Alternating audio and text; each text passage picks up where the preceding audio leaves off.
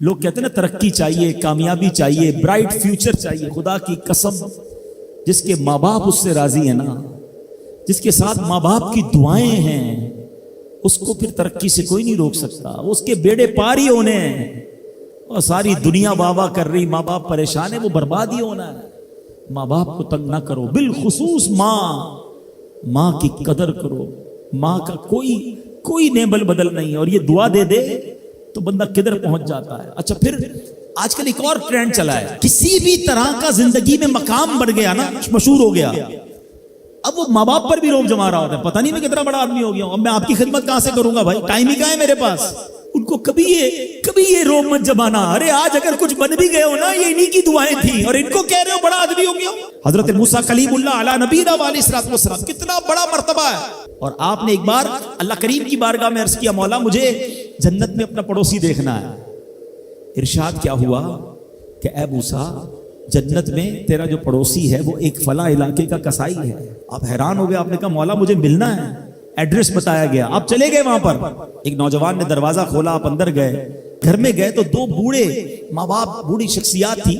انہوں نے حضرت موسیٰ کو دیکھا، آپ کی رسالت کی گواہی دی، اور دونوں دنیا سے چلے گئے. وہ نوجوان کسی کام سے گیا، جب واپس آیا اپنے دونوں والدین کو دیکھا کہ دونوں کا انتقال ہو گیا ہے. تو کہا ہو نہ ہو آپ حضرت موسیٰ علیہ السلام ہیں. حضرت موسیٰ نے کہا میں نے تو نہیں بتایا کہ میں کون ہوں، تمہیں کیسے پتا چلا؟ کہ میرے ماں باپ روزانہ دعا کرتے تھے کہ یا اللہ اس وقت تک موت نہ دینا جب تک حضرت موسیٰ کا دیدار نہ کر لیں. آپ ہمارے گھر آئے ہیں، آپ کو انہوں نے دیکھا ہے، یہ چلے گئے دنیا سے، آپ ہی حضرت موسیٰ ہیں. حضرت موسیٰ نے فرمایا بتاؤ کچھ اور بھی دعا کرتے تھے؟ کہاں میں اپنے بوڑھے ماں باپ کیونکہ چبا نہیں سکتے تھے، روز ان کو دیوالے چبا چبا کر کھلاتا تھا. اور جب بھی کھانا کھلاتا تھا نا، میری ماں دعا کرتی تھی یا اللہ میرے بیٹے کو جنت میں موسیٰ کا پڑوسی بنا دینا. حضرت موسیٰ کہتے بیٹا تیری ماں کی دعا قبول ہو گئی ہے، تو ہی جنت میں میرا پڑوسی ہے. یہ ہے ماں کی دعا، اور یہ وہ دعا ہے جو بن مانگے مل رہی ہے، جو ماں کے دل سے نکل رہی ہے. آؤ میں بتاؤں کچھ بڑے آدمی، واقعی جس کو کہتے ہیں بڑا آدمی کون ہوتا ہے. امام اعظم ابو حنیفہ رضی اللہ تعالیٰ سے بڑا تو کوئی نہیں نا، کتنے بڑے وقت کے امام ہیں. مگر آپ کی والدہ ایک مسجد کے امام صاحب سے انسپائر تھی، مقرر تھے، وہ اچھے بیان کرتے تھے. تو آپ کو وہ کہتی کہ جاؤ وہ امام صاحب سے مسئلہ پوچھ کے آؤ. خود مفتی اعظم ہیں، امام ہیں کروڑوں حنفیوں کے. ماں کو یہ نہیں کہا کہ ماں پتہ نہیں میں کتنا بڑا مفتی ہوں، تم مجھے مسجد کے امام کے پاس بھیج رہی ہو. آج تو یہ ڈائریکٹ جواب دے دیتے ہیں نا، مجھے پتہ نہیں میں کون ہوں، مجھ سے بحث کر رہی ہو، اتنی کتابیں پڑھی. ماں تم نے تو پڑھا ہی کچھ نہیں. ابو جان آپ کو دنیا کا کیا پتا، مجھے پتا ہے. سنو امام اعظم، یہ ایسے نہیں بنتے بڑے لوگ. ماں کو کہتے ٹھیک ہے ماں، مسجد کے امام کے پاس جاتے، اس مقرر کے پاس جاتے. وہ کہتا حضور آپ مجھ سے مسئلہ پوچھنے آئے، آپ دنیا کو مسئلے بتاتے ہیں. کہ کیا کروں، ماں نے بھیجا ہے. کہ حضور جو آپ بتا رہے ہیں مجھے آپ ہی مسئلے کا جواب بتا دیں، وہی میری طرف سے ماں کو بھی بتا دیں. ایک بار ماں نے کہا کہ میں خود جا کر پوچھوں گی.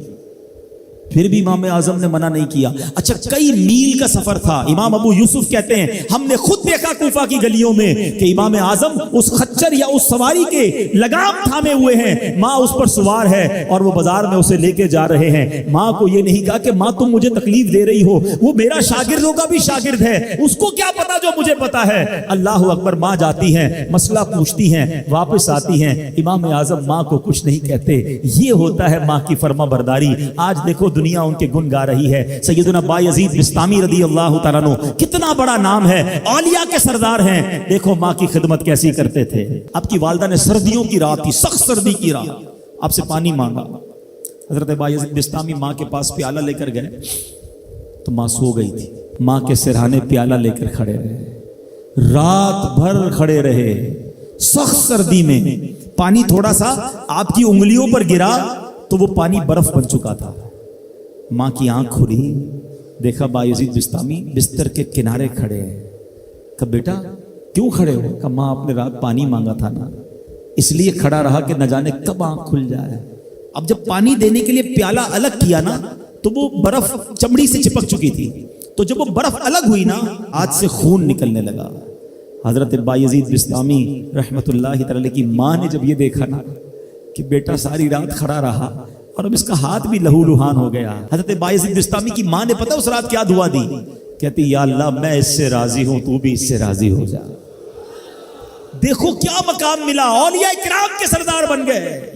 یہ وہ دعائیں ہیں جو دل سے نکلتی ہیں۔ ماں باپ کی خدمت ایسی کرو، اب کہو نا ان کے دل سے دعا نکلے۔ جب وہ دعا نکلے گی نا، پھر وہ کام بننے آپ سوچ نہیں سکتے۔